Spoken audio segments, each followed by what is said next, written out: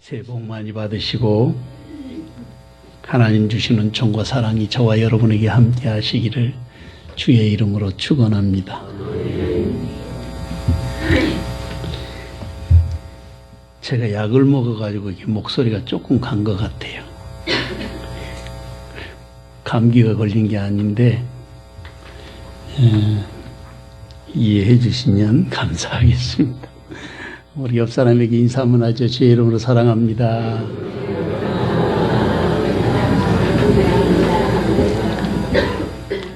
한 번 더 하겠습니다. 주의 이름으로 축복합니다.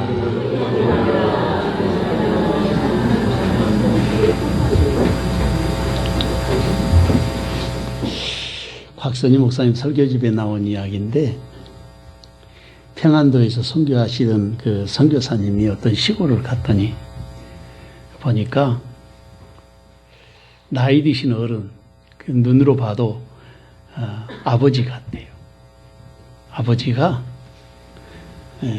등에다 멍에를 메고 앞에서 쟁기를 끄는 거예요.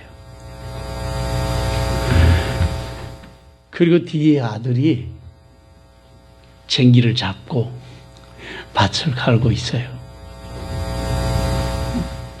하도 이상해서 선교사님이 가까이 가보더니 잘 아는 장로님이에요. 아니, 장로님 손은 어디 가고, 아니, 쟁기질을 그렇게 아들하고 둘이서 멍에를 메고 쟁기를 끄느냐고 물었습니다. 그러더니 장로님 얼굴이 환하게 찬송을 하면서 선교사님한테 그렇게 대답을 하더래요. 선교사님, 사실은 소를 팔아서 교회 건축하는데 헌금하고 내가 그 소 대신 이 쟁기를 메고 가니까 주님께서 얼마나 기뻐하시는지 내 마음속에 기쁘고 즐거운 마음이 계속해서 마음속에 감동이 돼서 그렇게 일을 하고 있다고. 그렇게 말을 하더라는 거예요. 그래서 소 대신 장로님이 밭을 가는 거예요. 하나님께 바쳤다는 거죠. 그리고 또 찬송하면서 밭을 또 가시더라는 겁니다. 사람이 어깨에다가 멍에를 메고 쟁기질을 한다는 것은 어리석은 일입니다. 그러나 하나님 앞에 헌신한 그 장로님의 가슴 속에 누구도 빼앗을 수 없는 그런 헌신에 대한 감사가 있었다는 겁니다. 그 장로님만이 가지실 수 있는 하늘의 기쁨, 그것이 우리에게도 있어야 되지 않을까, 그런 생각을 해봤어요. 잠언 13장 15절 16절 말씀에 보면 선한 지혜는 은혜를 베푸나 괴사한 자의 길은 험하니라. 무릇 슬기로운 자는 지식으로 행하여도 미련한 자는 자기의 미련한 것을 나타내느니라, 그렇게 말했습니다. 사랑하는 성도 여러분, 본문의 말씀에서 바울 사도가 하고 싶은 말씀이 무엇이었겠습니까? 그리스도인이 가져야 될 진정한 믿음의 자세, 어떤 삶을 어떻게 우리가 그리스도 앞에서 살아야 정말 하나님이 기뻐하시는 능력 있는 그리스도인으로 살아갈 수 있을까? 그것을 바울 사도가 가르쳐주는 것이 아니겠습니까? 말씀을 통해서 주님의 음성을 듣고 주님 앞에 온전한 믿음으로 오늘도 나를 드릴 수 있는 귀한 은총의 시간 되시기를 주의 이름으로 축원합니다. 첫째로 우리는 온전히 합하는 사람이 되어야 하겠습니다. 본문 10절에서 13절 말씀을 다 같이 한 목소리로 읽어보겠습니다. 형제들아, 우리가 우리 주 예수 그리스도의 이름으로 너희를 권하노니 모두가 같은 말을 하고 너희 가운데 분쟁이 없이 같은 마음과 같은 뜻으로 온전히 합하라. 내 형제들아, 근로의 지편으로 너희에게 대한 말이 내게 들리니 곧 너희 가운데 분쟁이 있다는 것이라. 내가 이것을 말하거니와 너희가 각각 이르되 나는 바울에게, 나는 아볼로에게, 나는 게바에게, 나는 그리스도에게 속한 자라 한다는 것이니 그리스도께서 어찌 나뉘었느냐? 바울이 너희를 위하여 십자가에 못 박혔으며 바울이 이름으로 너희가 세례를 받았느냐? 아멘. 고린도는 그리스 남쪽에 그 반도가 하나 있습니다. 그 반도를 펠레폰네소스라 그러는데 그 남쪽으로 반도가 있는 그리스하고 펠레폰네소스하고 그 사이에 작은 병모가지 같이 생긴 양쪽으로 바다가 있고 우리가 지도로 보면 왼쪽으로는 이탈리아 쪽이고 오른쪽으로는 터키 쪽이에요. 그러니까 위쪽으로 올라가면 마케도니아, 돌아서 데살로니가로, 그래서 터키로 이렇게 내려갈 수 있는 그런 곳이에요. 그러니까 마케도니아 아래쪽에 그리스가 있는데 그 그리스 아래쪽으로 있는 반도의 아주 중요한 그 항구 도시가 고린도입니다.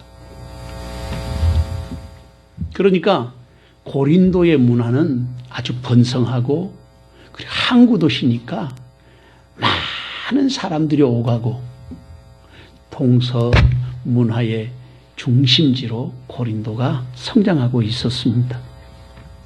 북쪽으로는 아덴이 있고 또 남쪽으로는 겐그레아라고 하는 그런 도시가 같이 양쪽으로 있어요. 아덴이라는 곳은 저도 한번 가봤는데 그곳이 아테네라는 곳입니다. 우리 성경에는 아덴이라고 되어 있는데 그러니까 그 겐그레아하고 아덴하고 사이에 이 고린도라고 하는 지역이 있어요. 그곳에 교회를 세운 거예요, 바울 사도가. 우리가 이미 잘 알고 있는 것처럼 고린도 교회는 여러 가지 문제가 있었는데 첫째로는 파당, 이 분당이 있었어요. 나는 누구 편, 너는 누구 편 하면서 파당이 나눠져 있는데 오늘 본문의 말씀에 보면 4개 나눠지잖아요. 파당이. 12절 말씀에 보면 나는 바울에게, 나는 아볼로에게, 나는 게바에게, 그리고 나는 그리스도에게 이렇게 속했다는 거예요.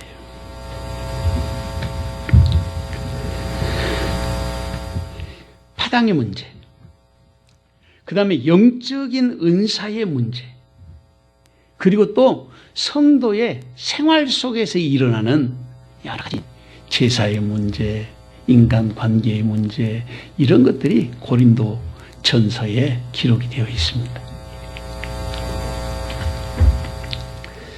어떻게 살아야 그리스도인으로서 바르게 살 수 있는 것인가? 그리고 어떻게 살아야 우리가 하나님의 말씀대로 살아갈 수 있을까 하는 것들을 바울 사도가 구체적으로 가르쳐 주시는 말씀이 고린도 전서에 기록되어 있는 말씀이죠. 오늘 우리가 보는 말씀, 다시 본문의 말씀으로 돌아가서 바울 사도는 그렇게 말하고 있습니다. 형제들아, 내가 우리 주 예수 그리스도의 이름으로 너희를 권하노니, 그렇게 말하고 있어요. 우리 주 예수 그리스도의 이름으로 너희를 권하노니.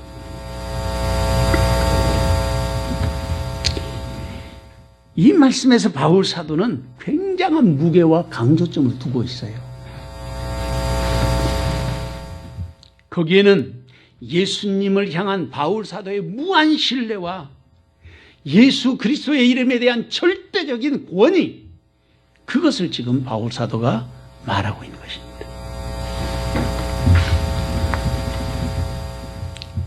그리고 성도들이 그리스도 앞에 세워지기를 원하시는 거예요. 예수님 앞에 서라. 바울파, 게바파, 아볼로파, 그리스도파 다 좋지만 다 예수 앞에 서야 된다. 그런 뜻이에요. 그러니까 바울 사도가 이해하는 예수님은 어떤 예수님이었을까?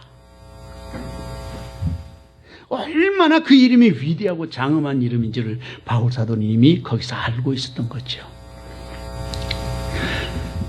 바울 사도가 셋째 하늘을 경험한 사람 아닙니까? 다시 말하면 쉽게 천국을 갔다 와서 천국을 경험한 바울 사도의 영성이 바로 그렇게 말하고 있는 거예요.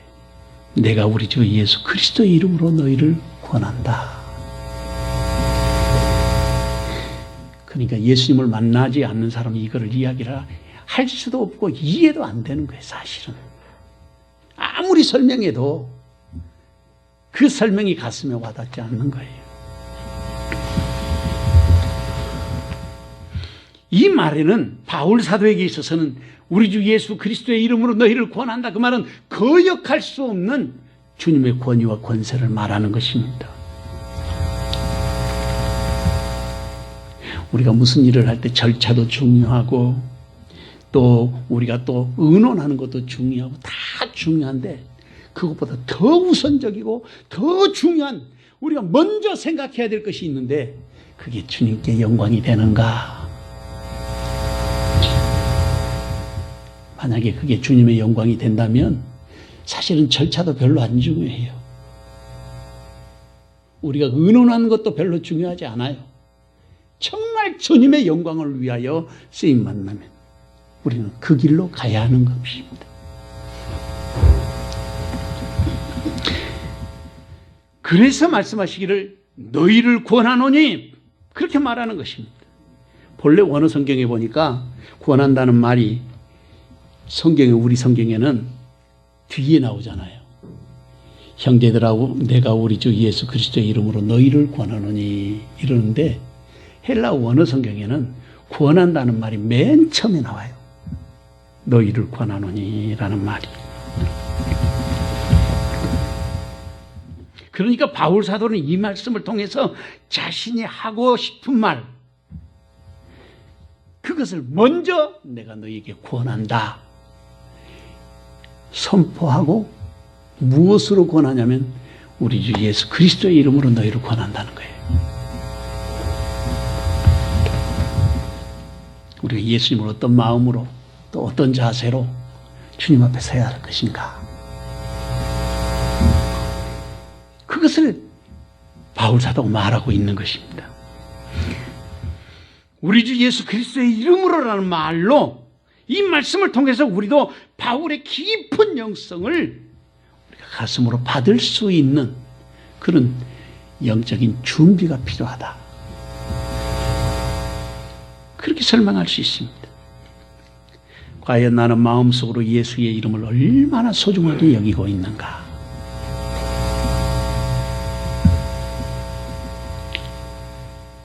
오래전에도 여러 번 말씀을 드렸지만 예전에 그 전영신 권사님 이제 하늘나라 가셨어요.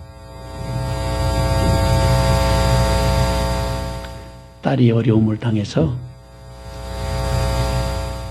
우리 교회를 찾아오셨어요. 근데 권사님이 그런 말씀하셨어요. 일평생 자기가 예수 믿었지만 예수의 이름과 예수의 피가 이렇게 위대한 줄 이제까지 몰랐다고. 자기 교회에서 전도대장이에요. 기도대장이에요. 새벽기도 1년 365일 빠지지 않는 권사님이에요.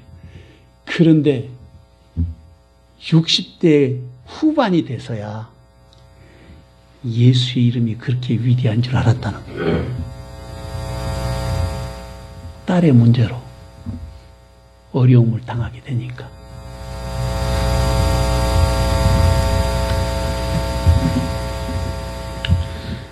과연 나는 마음속으로 예수 그리스도의 그 존귀하신 이름이 얼마나 내 가슴 속에 강력하게 그리고 거룩하게 주님의 그 장엄하심으로 우리에게 다가오고 있는가? 우리 자신에게 그걸 물어봐야 될 필요가 있어요. 바울 사도가 가장 먼저 본문의 말씀에서 고린도 교회에 하나 되지 못함에 대해서 질책하고 있는 말씀이 기록되어 있습니다. 첫 번째 문제는 분열의 문제예요. 그래서 가르치시는 교훈이 모두가 같은 말을 하고 너희 가운데 분쟁이 없이 같은 마음과 같은 뜻으로 온전히 합하라.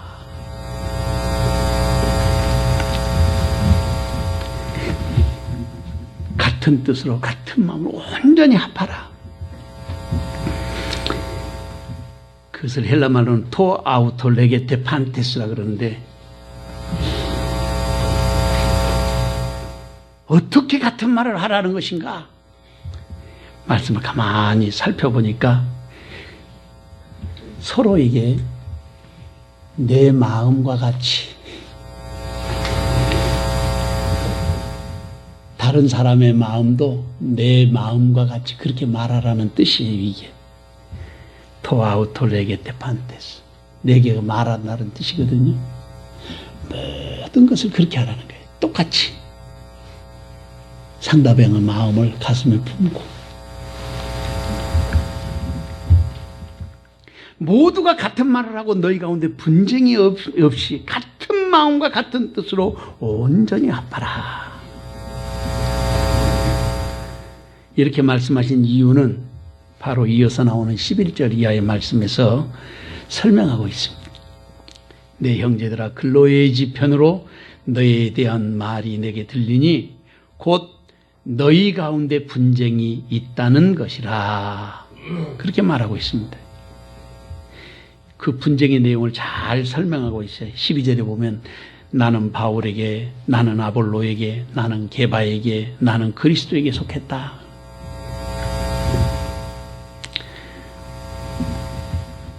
우리가 서로 돕는 사람이 되기 위해서는 우리 기본적인 가치관에 대한 그 이해가 필요합니다.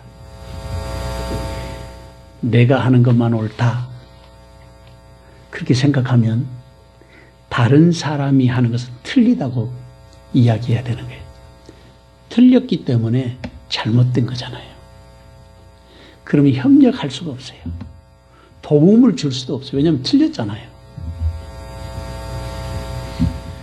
그런데 우리의 인간은 하나님의 완전하심과 그 온전하심을 우리가 알 수 없어요. 내가 알고 있는 건 정말 작은 한 부분에 불과한 거예요.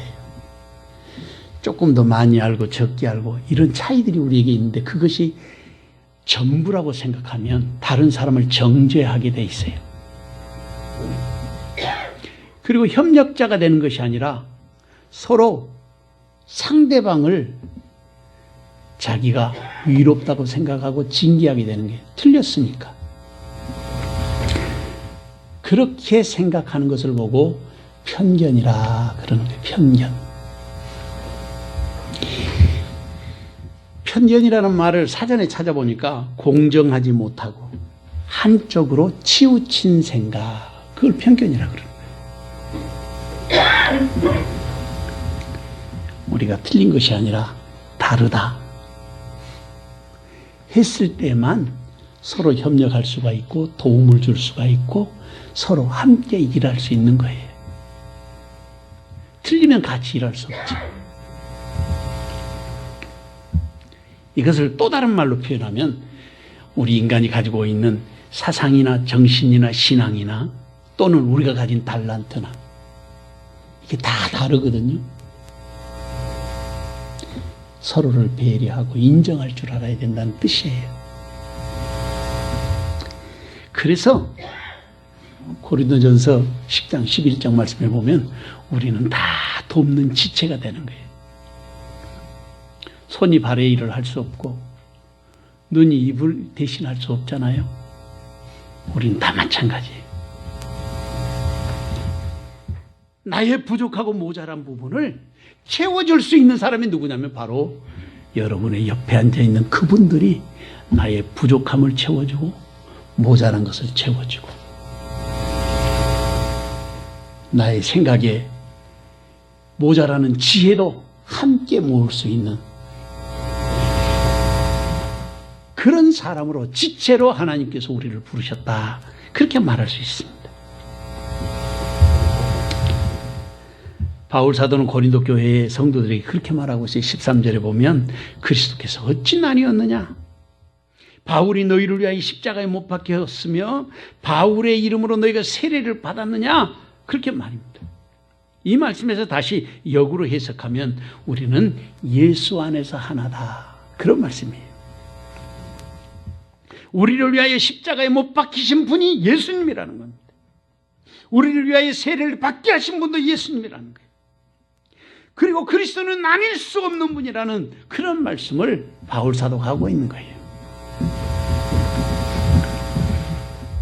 바울 사도의 말씀 속에서 언제나 강조하시는 말씀이 있습니다. 그것이 바로 우리 주님 예수 그리스도의 이름으로. 로마서에서부터 13개의 편지를 바울 사도가 썼는데 도서관에 가서 논문을 찾아보면 엔 크리스투스 예수스라고 하는 그리스도 예수 안에서라는 말로 쓴 논문이 어마어마합니다. 그만큼 바울 사도가 말하는 우리 주님 예수 그리스도라는 말 속에 엄청난 의미를, 영적인 무게를 담고 있다 그 말이죠.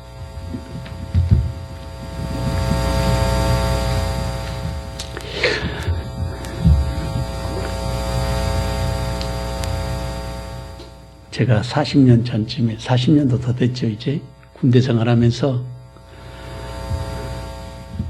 읽었던 책이 있어요. 책 제목이 예수님이라면 어떻게 하셨을까? 예수라면 어떻게 하셨을까라는 책이에요. 정말 감동이 돼서 여러 번 반복해서 읽었습니다.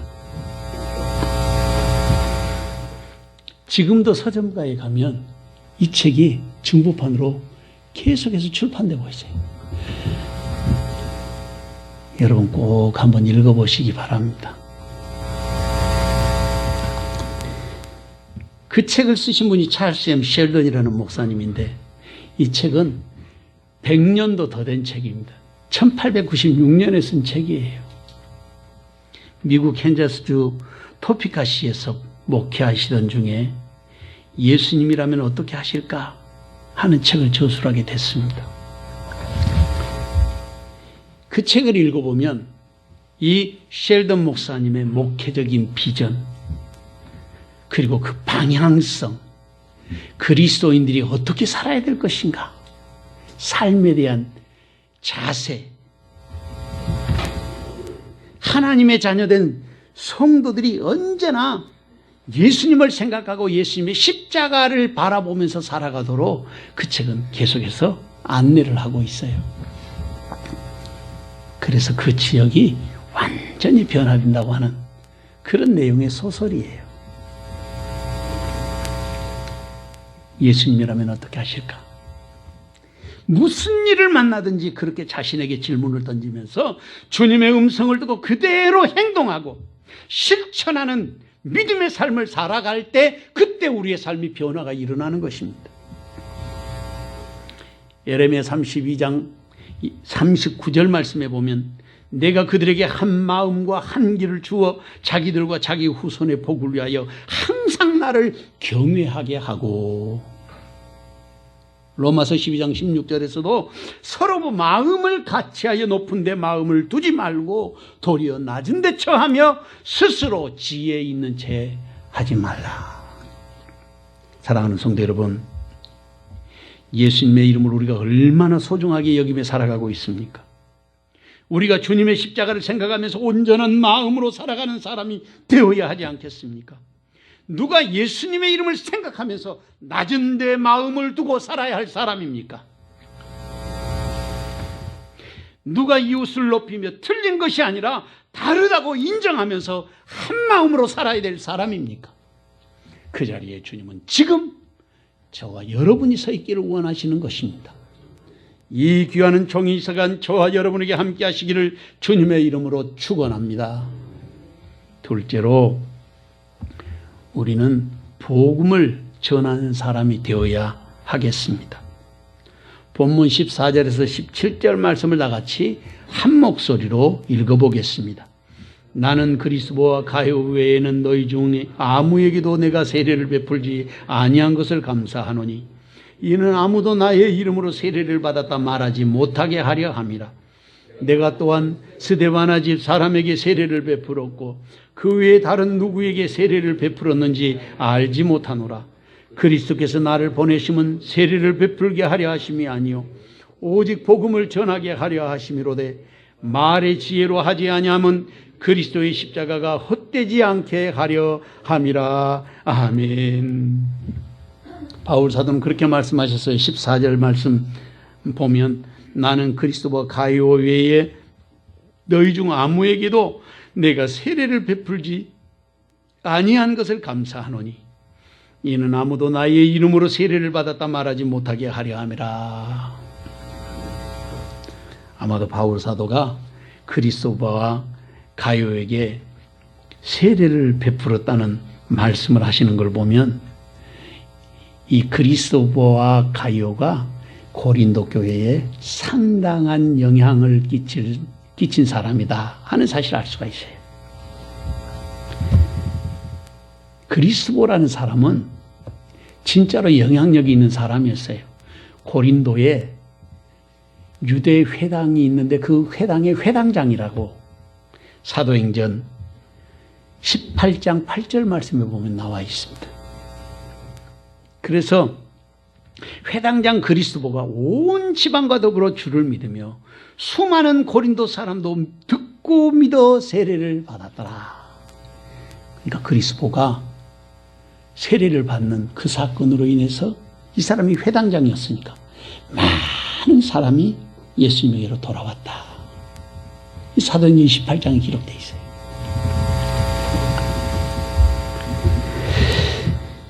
또 그리스도라고 하는 그 이름은 곱슬머리라는 뜻입니다. 그러니까 아마 그리스도는 머리도 곱슬머리였을 것 같아요. 또 가이오라는 사람이 있지 않습니까? 이 가이오도 상당한 재력을 가진 부자였던 것 같아요. 그래서 이 가이오가 온 교회 성도를 섬기는 사람이었어요. 부자라고 다 부자가 아니고 섬기는 자가 부자고 나누는 자가 부자죠. 가이오는 그런 사람이에요. 사도행전 19장 말씀을 보면 온 성이 요란하여 바울과 같이 다니는 마게도냐 사람 가이오와 아리스다고를 잡아가지고 일제히 연극장으로 달려가는지라. 가이오가 그때 붙잡혀갔다는 그런 말씀이 나오고, 심지어는 요한 3서에도 보면 사도 요한이 장로는 사랑하는 가이오 곧 나의 참으로 사랑하는 자에게 편지하노라. 사랑하는 자의 내 영혼이 잘된 같이 내가 범사에 잘되고 강건하기를 내가 간구하노라. 그렇게 말씀하신 걸 보면 가이오는 당시에 사도들에게도 인정받는 사람이었다 하는 걸 알 수 있어요. 그리고 이 가이오는 전해오는 이야기에 의하면 데살로니가 교회의 감독으로 후에 섬겼다고 하는 그런 이야기를 전해오고 있습니다. 데살로니가 교회는 지금도 공업도시이고 굉장히 큰 도시입니다. 당시에도 그러니까 이 고린도뿐만 아니라 데살로니가는 굉장히 중요한 그런 위치에 있는 그런 도시였던 거죠. 다시 본문 15절 말씀을 보면 바울 사도가 그렇게 말씀하신 이유를 알 수 있습니다. 이는 아무도 나의 이름으로 세례를 받았다 말하지 못하게 하려 함이라. 그러면 고린도 교회 성도들은 누구의 이름으로 세례를 받았다는 말입니까? 오늘 우리는 그리고 누구의 이름으로 세례를 받았습니까? 예나 지금이나 그리스도인이라면 성부와 성자와 성령의 이름으로 세례를 받는 거예요. 그게 예수님께서 명령하신 것이니까. 너희는 가서 모든 족속으로 제자를 삼아 아버지와 아들과 성령의 이름으로 세례를 주고, 그렇게 말씀하셨잖아요.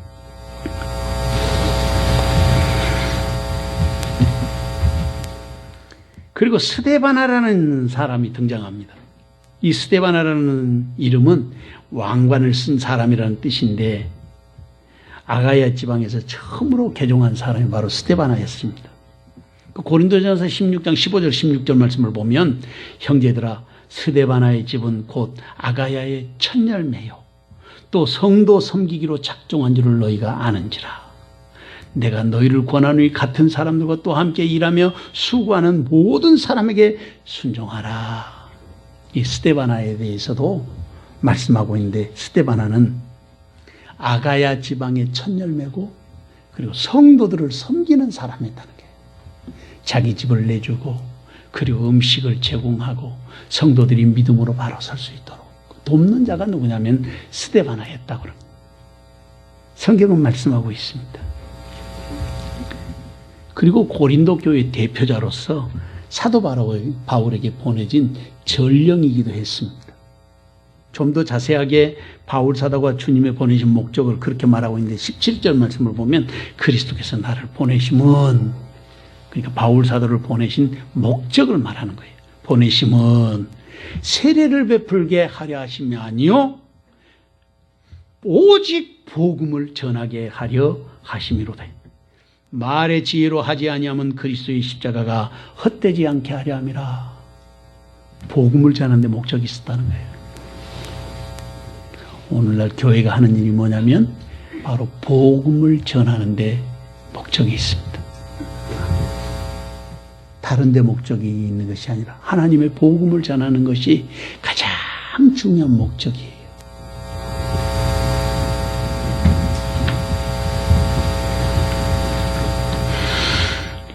여기에 바로 바울사도의 영성이 드러나고 있어요. 그리스도의 십자가가 헛되지 않게 하려 함이라. 우리가 신앙생활 하면서도 주님의 영광을 드러내지 못하고 주님의 기쁨이 되지 못하고 주님의 영광을 나타내지 못하는 삶을 산다면 십자가를 헛되게 하게 만드는 것이 되는 것입니다. 중요한 것은 예수 그리스도. 그것이 중요한 거예요. 그래서 오늘 우리 가슴 속에 새겨야 될 말씀이 하나 있습니다. 그게 뭐냐면 그리스도의 십자가가 헛되지 않게 하라. 한번 따라해 보겠습니다. 그리스도의 십자가가 헛되지 않게 하라. 주님은 지금도 그렇게 말씀하고 계십니다. 또 그렇게 살아가기를 원하십니다. 미국의 펜실베니아주의 산중턱에 비행기가 한 대 추락했습니다. 6명의 희생자가 났습니다. 사고 난 현장 가까운 곳에 교회 훈련센터가 하나 있었는데 십자가가 철탑에 높이 세워져 있었습니다. 그런데 그날 비행기 사고가 난 이유를 나중에 확인해 보니까 십자가 철탑에 불이 꺼졌다랍니다. 그래서 사고가 났다는 거예요. 방향 감각을 잃어버렸다는 거예요. 철탑이 늘 방향 지시를 해주는 등대 같은 역할을 했는데 비행하면서 그걸 잘못 본 거죠. 불 꺼진 십자가, 그리스도의 피가 없는 십자가, 그것은 비극의 원인이 되는 것입니다. 그리스도의 피는 희생을 말하는 거예요. 오늘도 주님을 닮아가는 모든 그리스도인들은 주님처럼 살기를 주님은 초대하고 계시는 것입니다.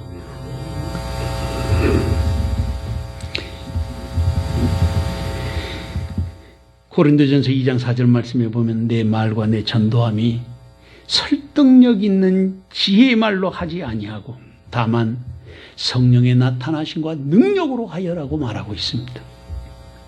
사랑하는 성도 여러분, 주님 지금도 우리가 오직 그리스도의 십자가만을 중심으로 믿음의 그 길을 걷기를 원하십니다. 누가 가이오 같은 믿음의 사람이 되어야 하겠습니까? 누가 그리스도 같은 헌신적인 신앙의 길을 걸어야 하겠습니까? 누가 그리스도의 십자가만 자랑하는 겸손한 이 시대에 예수의 사람이 되어야 하겠습니까? 그 자리에 주님은 저와 여러분이 서 있기를 원하십니다. 이 귀한 총의 시간 저와 여러분에게 함께 하시기를 주님의 이름으로 축원합니다. 셋째로 우리는 미련한 것과 하나님의 능력을 분별할 수 있어야 하겠습니다. 본문 18절 말씀을 다 같이 한 목소리로 읽어보겠습니다. 십자가의 도가 멸망하는 자들에게는 미련한 것이요 구원을 얻는 우리에게는 하나님의 능력이라. 아멘. 주님은 바울 사도를 통해서 분명하게 말씀하십니다. 십자가의 도가 멸망하는 자들에게는 미련한 것이라고 말입니다. 어떻게 하나님의 지혜가 세상 사람들에게 미련하게 보이는 것입니까? 그것은 단순하게 우리가 생각해 봐도 예수 믿는 것 자체가 그렇게 희생하고 양보하고 자신을 버리고 이웃을 살리는 삶을 살아야 하는 것이 아니겠습니까? 십자가의 도가 미련하게 보일 수밖에 없는 것입니다. 우리가 십자가의 도가 무엇인지 알아야 하지 않겠습니까? 첫째로는 십자가의 도는 하나님이 사람이 되신 것에서부터 출발합니다. 자기를 낮추는 것에서 출발한단 말이에요. 엄청난 권위와 존경을 받는 왕이 자원하에서 하루아침에 거지가 됐다는 그런 이야기보다 더 처참한 것이 하나님이 사람의 몸을 입으셨다는 말씀과 같은 거예요. 그런데 그런 일이 정말 역사 속에서 일어난 것입니다.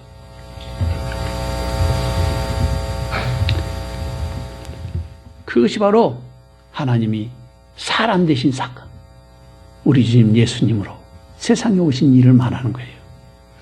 두 번째로 십자가의 도는 사람이신 예수님이 죄도 없고 흠도 없으신 분이신데 죄인들을 구원하기 위해서 십자가에 달려 돌아가셨다는 것입니다.